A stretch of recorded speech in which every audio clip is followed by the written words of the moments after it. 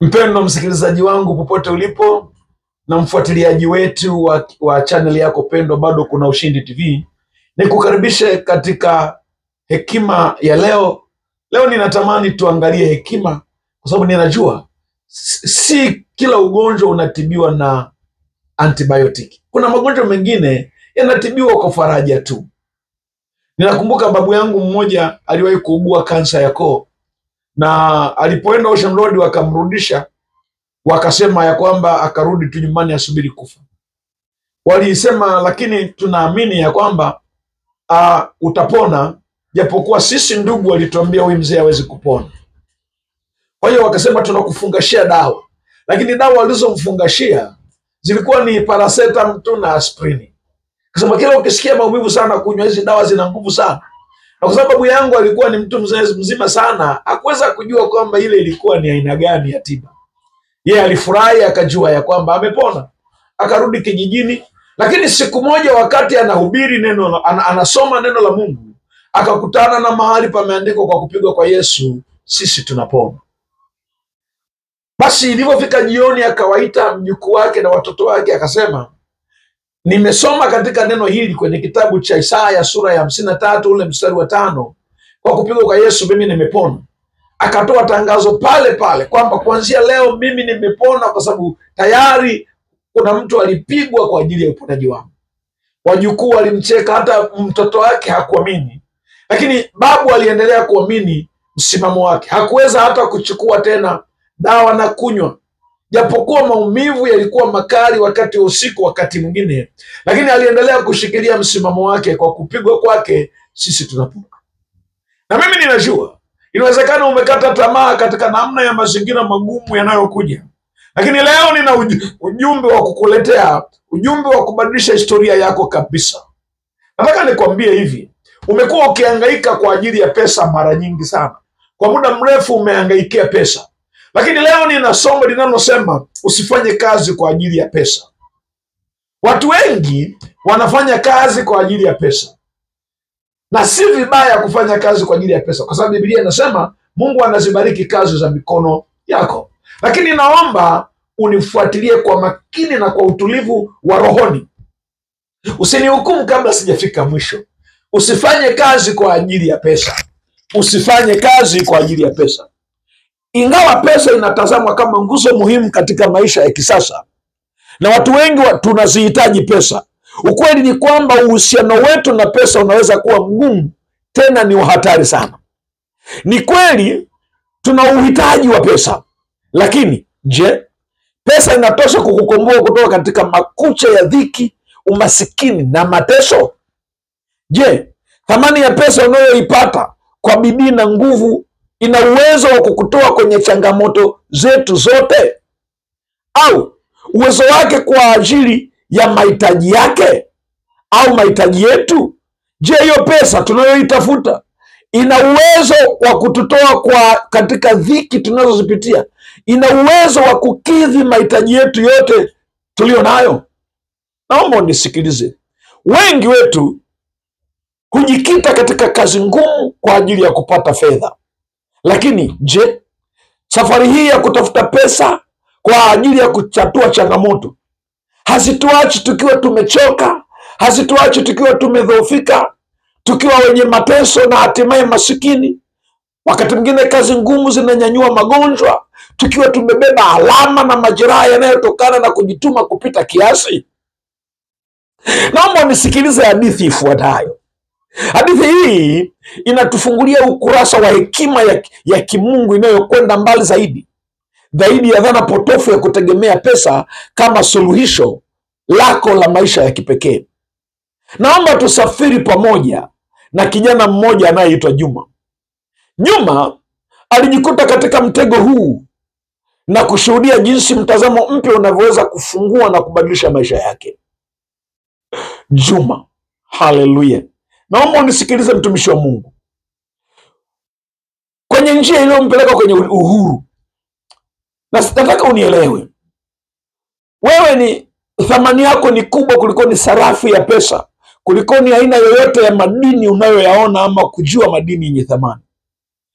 Nataka nikupe safari ya mageuzi itakayogeuza kabisa akili yako na mtazamo wako juu ya pesa. Kumbuka, usifanye kazi kwa ajili ya pesa. Usifanye kazi kwa ajili ya pesa. Naomba unifuatilie vizuri. Kutegemea kwamba pesa ina uwezo wa kutatua changamoto zako ni sawasawa na kujiingiza visu tumboni na ukaanza kuvikoroga. Watu wengi badala ya kupata pesa wamekuwa watumwa na kuachwa kwenye majeraha makubwa kwa sababu walifanya kazi kwa ajili ya kupata pesa. Nisikilize mtumishi wa Mungu. Kulikuwepo na kijana mmoja aliyeitwa Juma, ambaye maisha yake yote yalikuwa yamejikita katika kufanya kazi kwa bidii, kwa sababu pia alisoma neno, usipofanya kazi usile. Kila alfajiri aliamka kuelekea kazini. Alifanya kazi na kutoa jasho kwa muda wa masaa mengi. Wakati mwingine alisahau hata kula huyu Juma. Hakikisha anafanya kazi kwa bidii ili apate pesa. Na kila mwisho wa mwezi alipokea mshahara wake. Alikuwa mwaminifu kufika na kuhudhuria kazini. Na mzunguko huu wa maisha ya kujifanya kazi kwa bidii ulijirudia mwaka huu, mwaka ujao, mwezi baada ya mwezi, wiki baada ya wiki, siku baada ya siku. Na akili yake Juma ilikuwa imefungwa katika dhana moja tu ya kufanya kazi kwa ajili ya pesa, ambazo alikuwa anajua atakapozipata zitakidhi mahitaji yake ya msingi na aweze kujikimu na pamoja na familia yake. Siku moja Juma akiwa amechoka na mzigo wa kazi ngumu, alikutana na mjomba wake. Mjomba wake alikuwa akijulikana sana kwa hekima na busara alizokuwa nazo.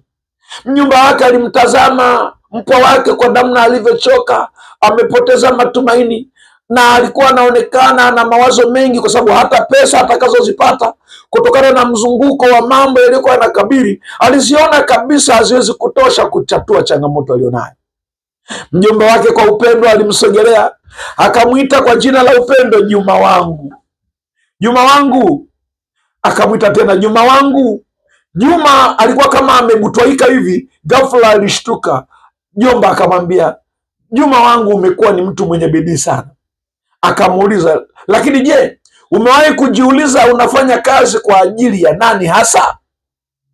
Juma alishangaa kwa swali hilo.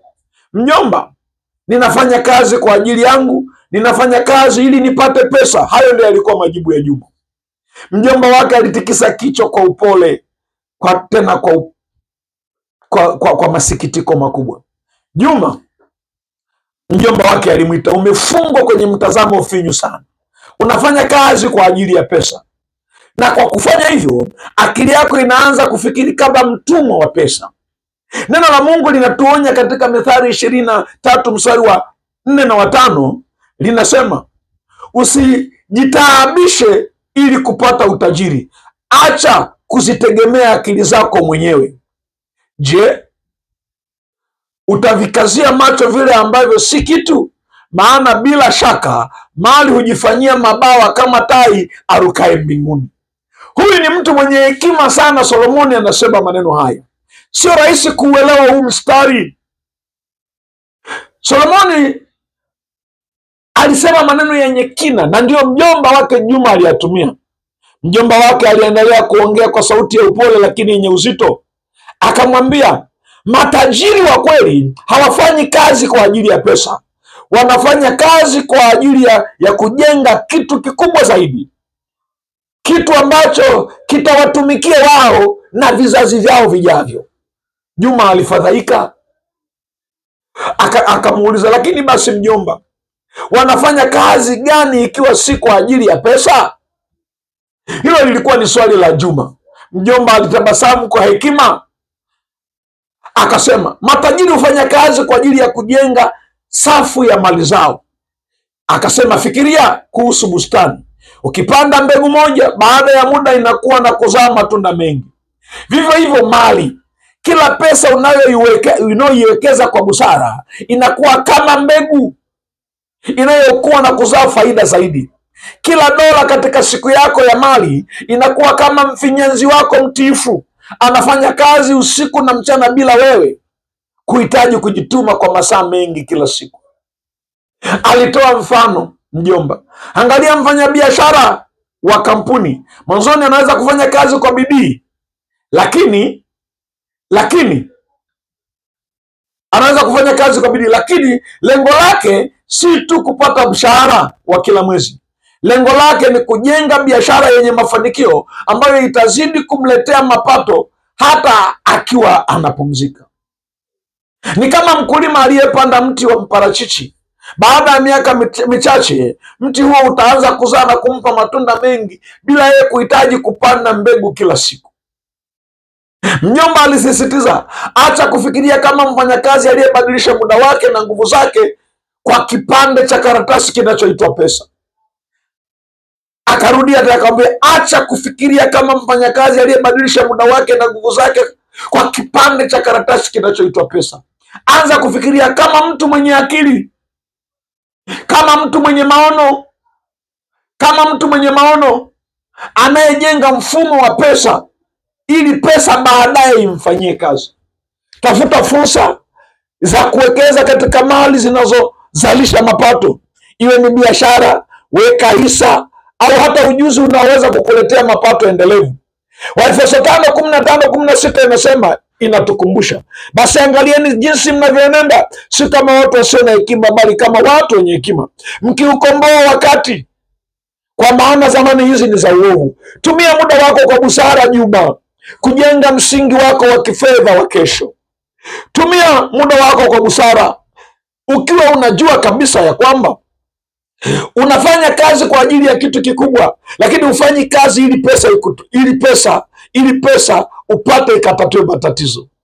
Maneno ya mjomba yaligusa Juma kwa undani moyoni mwake. Alianza kutafakari kwa uzito kuhusu maisha yake, ya kile alichokuwa anakifanya kila siku. Aligundua kuwa alikuwa amejifunga kwenye mzunguko usioisha wa kufanya kazi kwa ajili ya pesa tu kila siku, na hakuwa akieleza wala hakuwa na chochote cha maana alichokuwa nacho zaidi ya kula na kunywa. Na baadaye akajifunga katika hali ya utumwa, akawa mtumwa kwa maisha yake yote.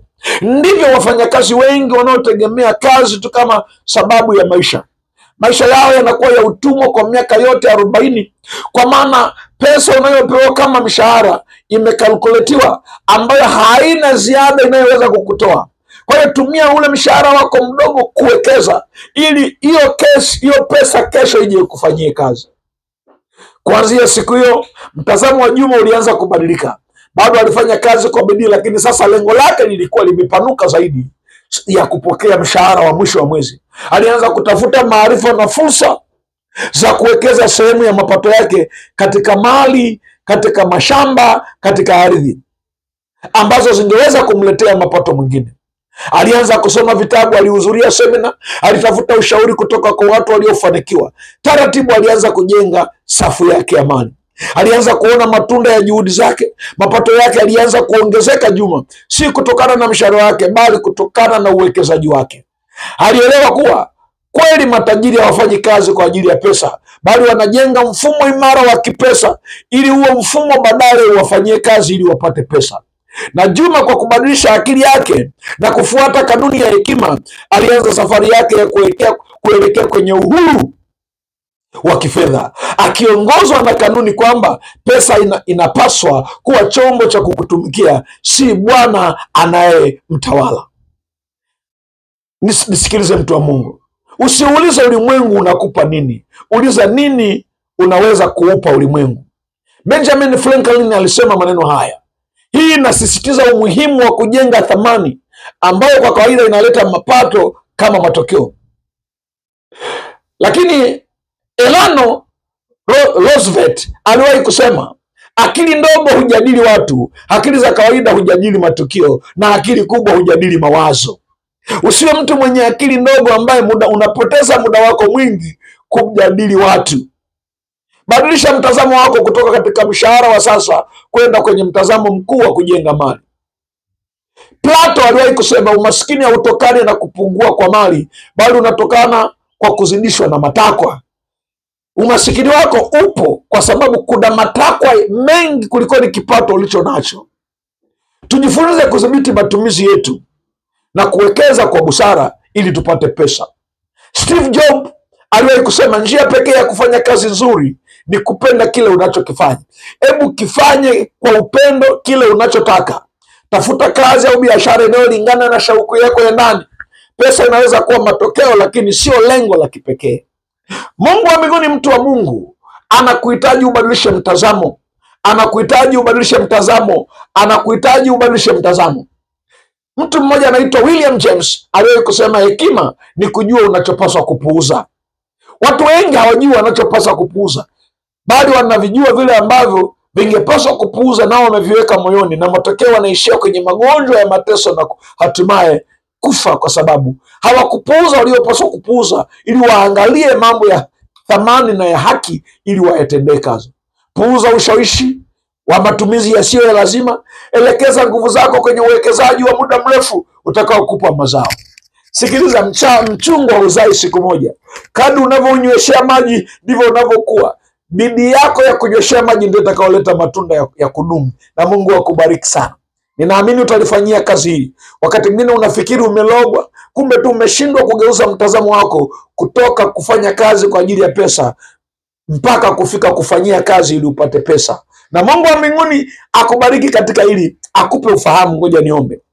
Baba, katika jina la Yesu, naomba kwa ajili ya mtumishi wa Mungu huyu. Geuza akili yake kuanzia sasa, ili asifanye kazi kwa ajili ya pesa, bali afanye kazi ili pesa ije imfanyie kazi, katika jina la Yesu. Amen, amen, amen. Mungu